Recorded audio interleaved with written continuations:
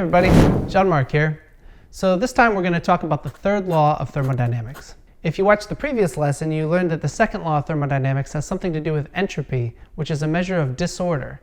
And if you have some set of interacting systems, then the disorder for any process they undergo is going to increase or possibly stay the same, but only in the case of a reversible process. So one thing I'd like to mention before we get started is that this particular concept, the third law of thermodynamics, in order for me to explain it to you, it's going to take longer to build up from simpler ideas. So we're going to start with a simpler idea, add to that, and keep adding. And we're going to build it up to the point where you understand the third law of thermodynamics. The other thing I'd like to remind you of is that thermodynamics is a fundamentally mathematical science. So if math isn't your favorite subject, don't worry. The explanations that I've cooked up for this particular lesson only require that you know some basic arithmetic, which is like multiplication, addition, subtraction, these sort of things, and also that you understand fractions. So you've done something with fractions before. So as long as you understand these things, I'm going to teach you everything else you need to know to understand these concepts. So let's get started.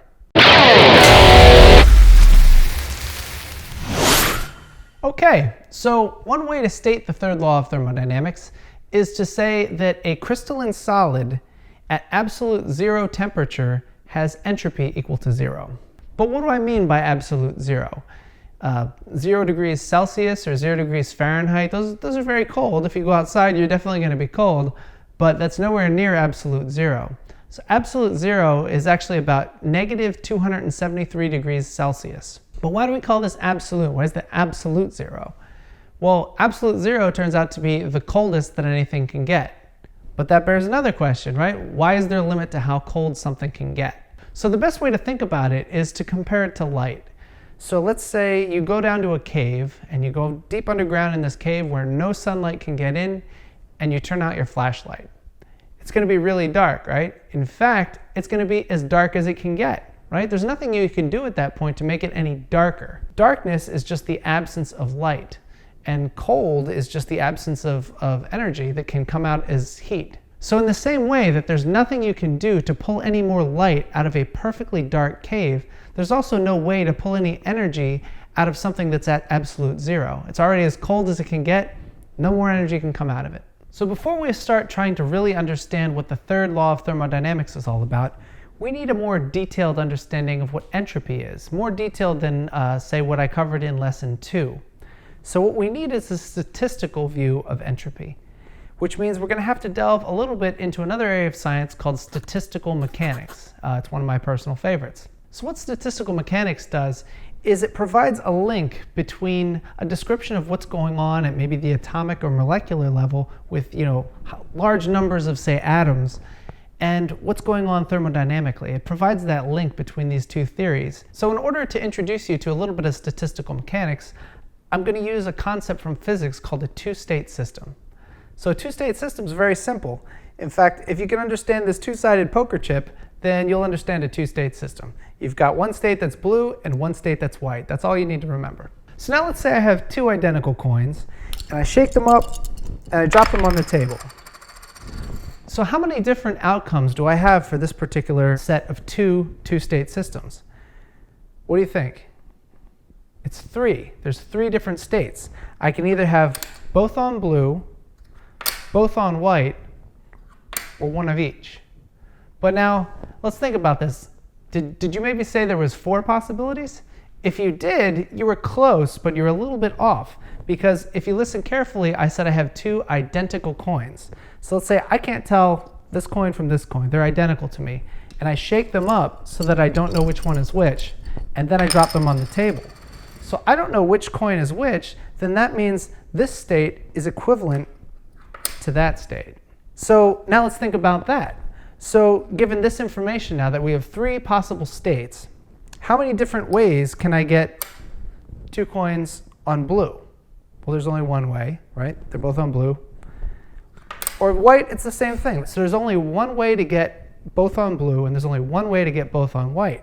But there are 2 ways to get half and half, right? Because there's this and there's that. So although I can't tell the difference between the coins, nonetheless, for the coins, there are 2 different ways that they can have a configuration of half blue and half white. There's two ways to do that, but there's only one way to have 2 white or 2 blue. All right, let's do 4. So now let's say I have 4 coins, and we do the same experiment. So we have 4 coins now. I can't tell one coin from the next, and I shake them up, and I drop them on the table. Okay, happen to get all white this time. So how many different outcomes are there? Well, we have all white, or we could have all blue, or we could have 1 white, or we could have 1 blue, the rest white, or we could have half blue, half white, right? So we have 5 different outcomes. But what do you think is the most likely outcome? You want to take a guess? All right, it's like the last time, half blue, half white, right? And the reason for this is that we can get this outcome the most number of ways. So let's just count up how many different ways we can get half blue, half white. We could have it this way, or maybe if it would have landed like this,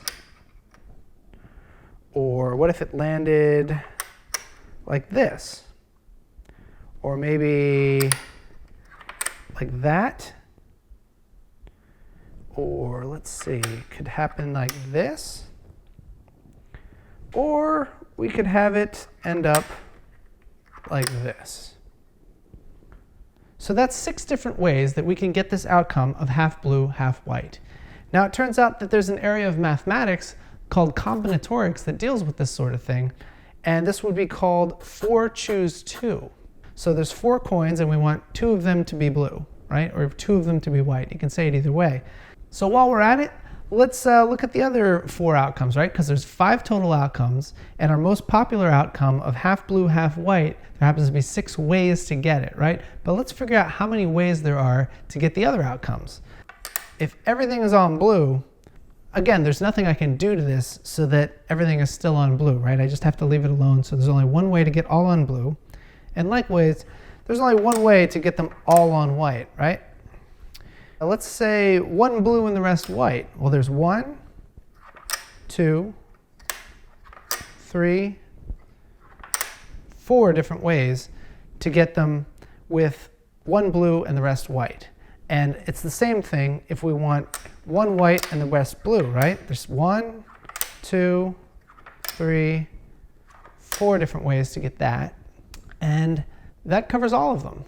Now, we're talking about what's the most likely thing to happen. So what we can actually do here is we can calculate probabilities of each one happening.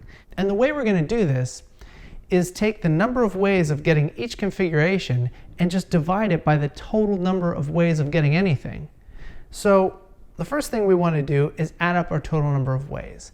1 plus 1 for all white or all blue, those are our 1s, plus 4, and then we said there was 6 ways of getting half and half. So plus 6. So if we add all of these up, that comes out to 16. So there's 16 total ways of anything happening.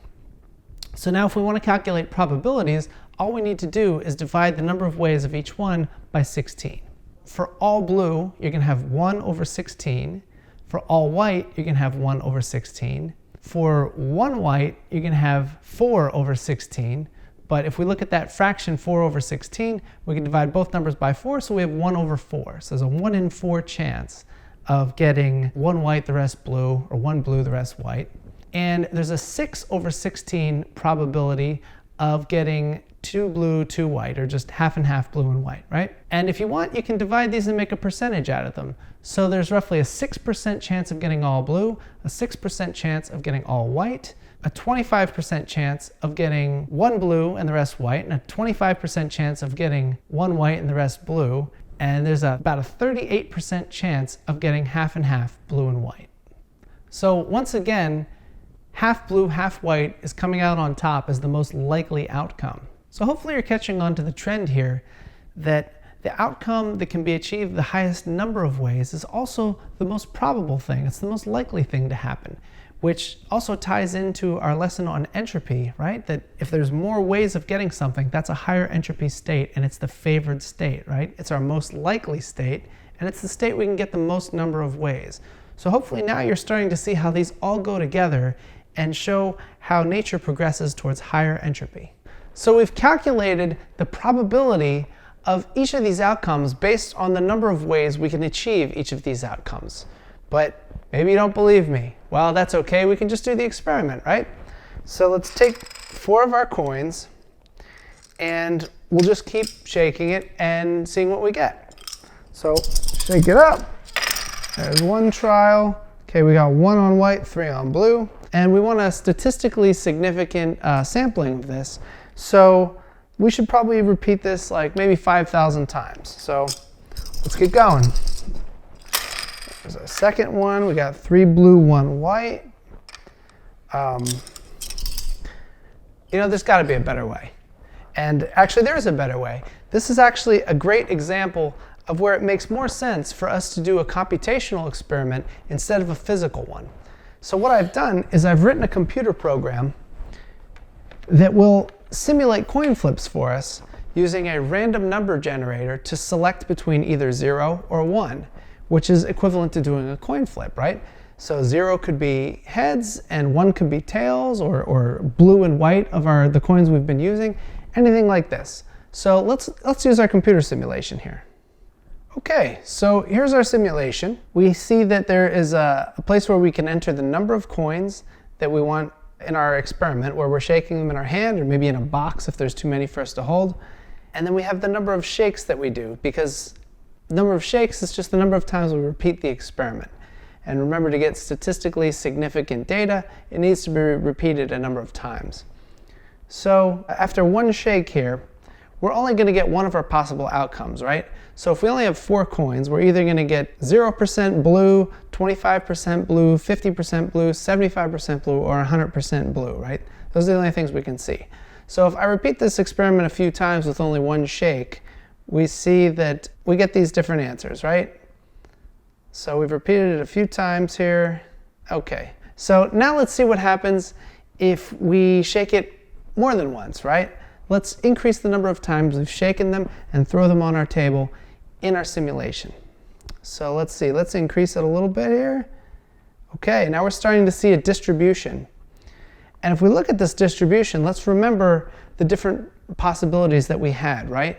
We said that there's only one way to get all blue or all white. And if we look, our lowest probabilities are 0% blue and 100% blue, right? And we also said that it would be about 6%. And if we look, this is 0.1 here, so that's like 10%. So it's less than 0.1, it's around 6%. We also said that we had about a 25% chance of 1 blue and 3 white, or the opposite of that. And we see on our extremes here and here, we have that. And we said there was about a 25% chance. And if we look, it is between 0.2 and 0.3 here. And this is repeating it 880 times. And also, remember, our most probable outcome was that it's half blue, half white, or 50% blue. And we see that that in the center is the highest probability thing here. So it should be around 0.38, because we predicted about 38% chance we'd see that. And in fact, this is what we're seeing. So let's just increase this all the way up to, say, 5,000 repetitions, right? And I just chose that number because it's a fairly large number for this sample size here. So now we look at our distribution, and it has that same kind of shape, but it's even more even, right? So we've got, again, about 6% on 0 blue, about 25% chance of 25% blue. For our 50-50 mix of white and blue, we are looking at about 38%. So we're starting to see that from our simulation, our predictions are holding up, that we found by calculating using the number of ways. So, okay, that's 4 coins. But there's no reason to stop there, right? Because we don't actually have to do the experiment. We just have our simulator here, so we might as well play with it a little more here. Let's say we had 20 coins. So if we had 20 coins, okay, now let's look at our distribution here. So 20 coins, again, what's the most probable outcome? A 50-50 mix of blue and white. And let's look at what's going on here at the extremes here. So the probability of getting 0% blue, or in other words, getting everything on white, is, we can't even see it in the graph here, right? Because it's so improbable.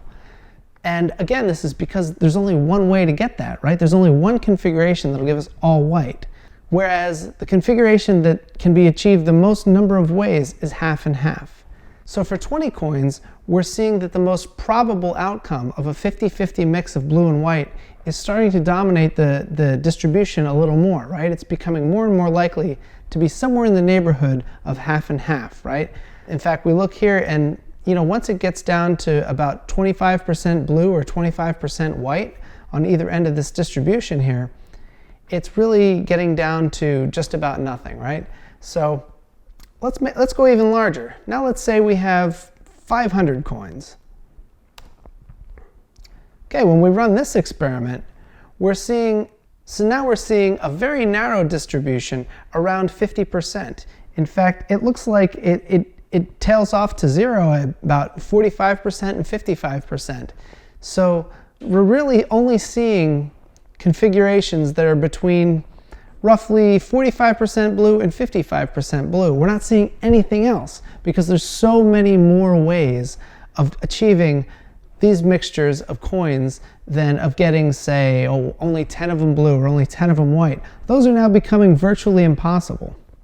And let's put it all the way up to 5,000 just to see what happens. Okay, so for 5,000 coins now, so if we had a large box with 5,000 coins in it, and some unfortunate person had to shake that box 5,000 times and count how many coins were on blue every time, this is the distribution we would see. So you'll notice that it tails off very quickly after 50%. So it looks like there's about between maybe 48 and 52%, somewhere in there is where the entire distribution is falling. So our distribution is getting more and more tightly centered about this highest entropy, highest number of ways configuration of a 50-50 mix blue and white. So what this tells us is that the more microscopic systems make up our macroscopic system, the more we're going to see the highest entropy configuration dominate what we observe at the macroscopic level. And to put this in perspective, this is 5,000 coins. But if we're going to talk about 1 mole of some chemical or some atom, we're talking about 6.02 times 10 to the 23rd. So roughly a 6 and 23 zeros after it.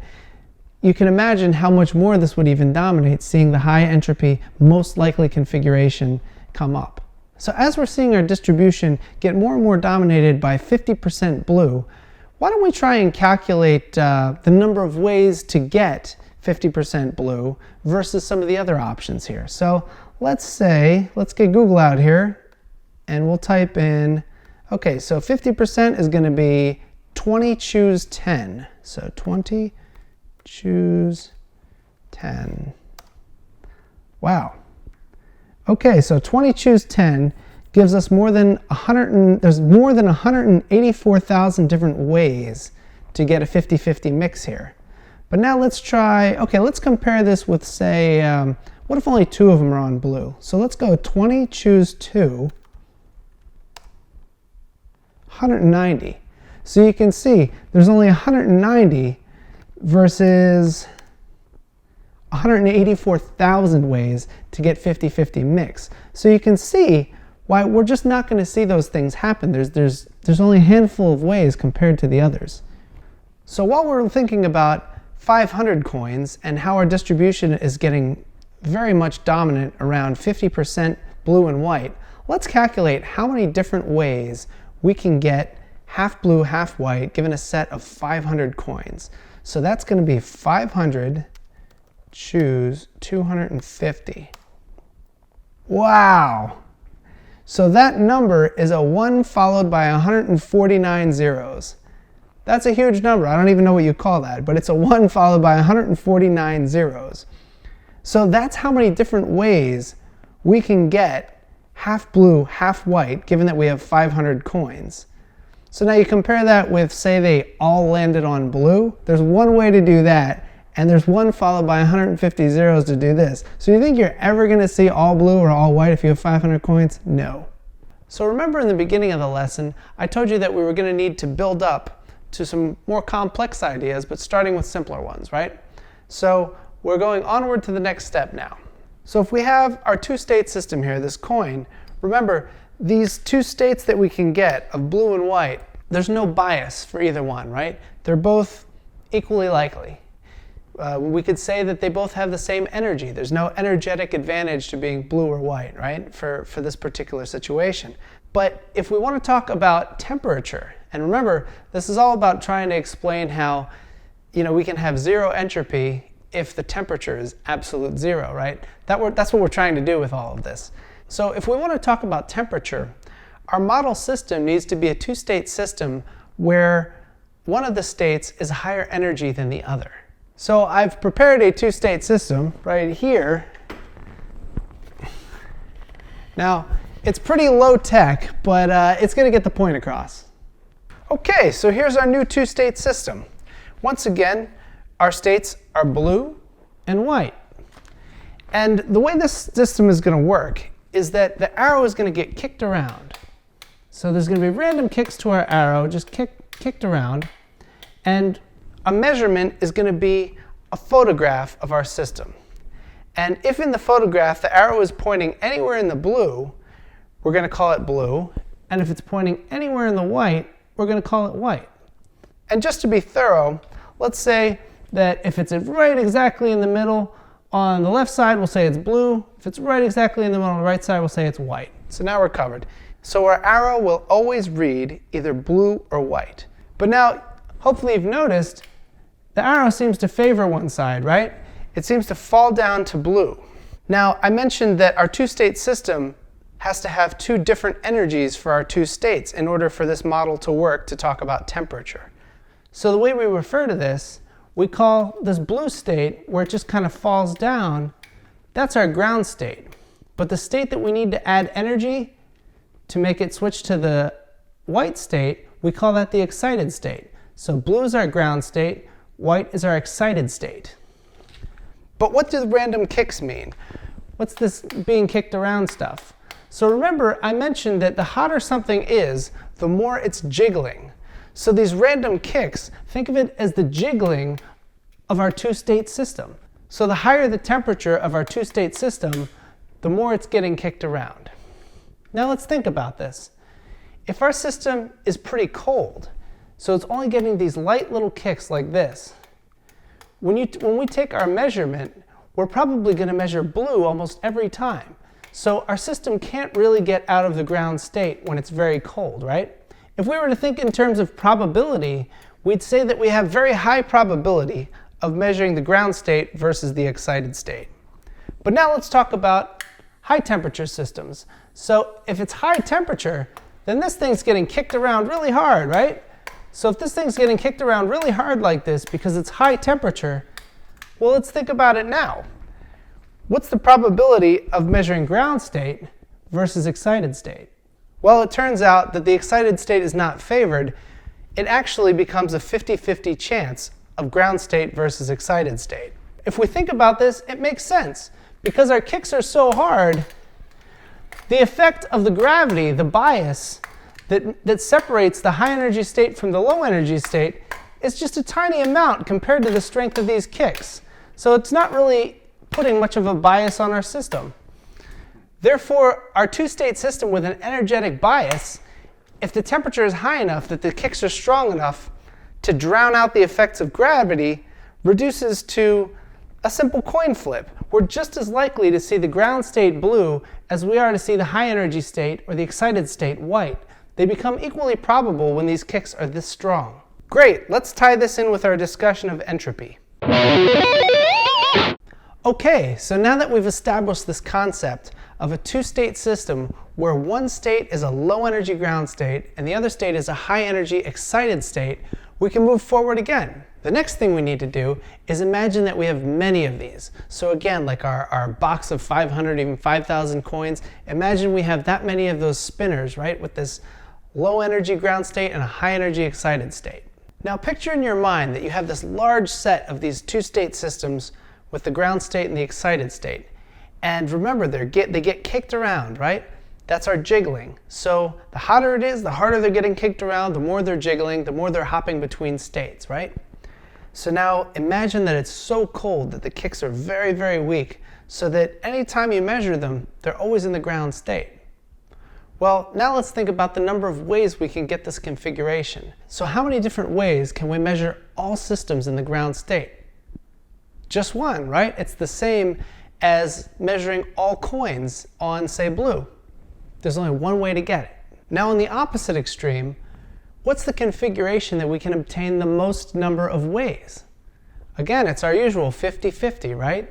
Which we determined we can get that if these things are getting kicked around really hard so that they're spinning around so much that the bias between low energy versus high energy kind of just comes out in the wash. So if entropy depends on the number of ways, specifically the more number of ways there are, the higher the entropy, then thinking of our system that there's only one way, that has to be the lowest entropy. So our very cold system that can't get out of the ground state, none of the units can get out of the ground state. Well, in that case, that must be our coldest state, and that must be our lowest entropy state. Now looking at the opposite extreme, we said that the most number of ways is half blue, half white, right? So half ground, half excited state, which we also said if it's getting kicked around like crazy, well then that's what we're going to see is half and half. So that's the highest number of ways, and entropy again depends on the number of ways, so that's our highest energy state. So we've just discovered the overall trend here. The colder we go, the lower the entropy is. The hotter we go, the higher the entropy is. So we're almost there. Because remember, we want to say that at absolute zero, entropy is zero. So we figured out that as temperature goes down, entropy goes down. As temperature goes up, entropy goes up. So we figured that part out. We just need to get it to zero. Why zero? In order to do that, I have just one more concept I need to introduce. The concept of a mathematical function, or specifically a logarithmic function. A function is essentially a machine. But it's not a very complex machine. It's actually a very simple machine that does one thing. And what's that one thing? Well, if I give a function a number, it will process it in some way and then return another number to me. So let's look at an example. Let's say that our function is the function f of x equals x squared. Now if our function is f of x equals x squared, if I hand the machine a number, it takes that number and squares it, or multiplies it by itself. For example, if I hand our function 0, the machine will process the 0 by multiplying it by itself, 0 times 0, and our answer is 0. Likewise, if I have the number 1 and I give it to the machine, again it processes it 1 times 1, and we get the answer, which is 1. If we have 2, if I give the machine a 2, now the machine processes our 2, 2 times 2, we're going to get the answer, 4. So we don't want to talk about f of x equals x squared. We want to talk about log functions. So what is a log function? That is not a log function, but thank you. So what is a log function? Now, log functions all have some base number. So for example, right now, our function is log base 2. And what that means is if I give the function a number, it answers the question, what exponent do I have to put over a 2 in order to get the number that I handed it? So let's say that I gave our function the number 4. Our function processes the 4 by answering that question. So the answer is 2. The function answered the question, what exponent do I have to raise a 2 to in order to get a 4? So 2 to the second power, 2 squared equals 4. So I got a 2. Now let's say that I gave the function an 8. Again, the function thinks, what is the answer to this question? What exponent do I need to put over a 2 in order to get an 8? The answer is a 3, right? Because 2 times 2 is 4, times 2 is 8. So that's what a log function does. Now, one interesting case is when I hand the log function the number 1. Now the function's answering the question, what exponent can I put on a 2 in order to get a 1? It's not an obvious question, but the answer to that is actually 0. In fact, the log of any base of the number 1 is going to give you 0. And I'm not going to prove that for you now, but maybe we'll do a short video in the future to explain that. It won't take too long. So the takeaway point here is that a function is a machine where if I give it a number,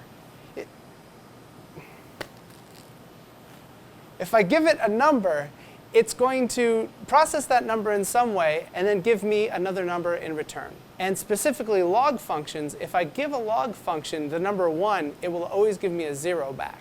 Yeah. Okay, stick with me. We are so close. All right, let's put it all together. Now we're going to need to know just one equation to really understand what the third law of thermodynamics is all about. So this is the equation right here. S is the abbreviation for entropy. KB is the abbreviation for Boltzmann's constant. It's just a constant number like 1, 2, pi, 7. It's a constant, but it's going to end up getting multiplied by 0, so it's not going to end up mattering that much what the constant is. And then we have a log function, which we just learned about, and then the number of ways. For example, if we have 2 coins, there was only one way to get both coins on blue, but there were 2 ways to get one coin on blue and the other one on white. If we have the condition that temperature equals 0 Kelvin, absolute 0, then there's no energy for any of our states to get into an excited state. They're all stuck in the ground state. So remember our spinners, when the arrows were all stuck at the bottom. There was only one way to do that, right? So when temperature equals 0 Kelvin, then there's going to be only one way of configuring our system. Everything is in the ground state, everything's down, there's only one way. So if ways equals 1, then we plug that into our previous equation, and then we have S equals KB times the log of 1. But we know that the log of 1 equals 0, no matter what the base of the log is. So log of 1 is 0, and we have KB times 0. So then S equals 0, because KB times 0 is 0. Therefore, if temperature equals 0 Kelvin, then our entropy of our system also equals 0. And that's the third law of thermodynamics.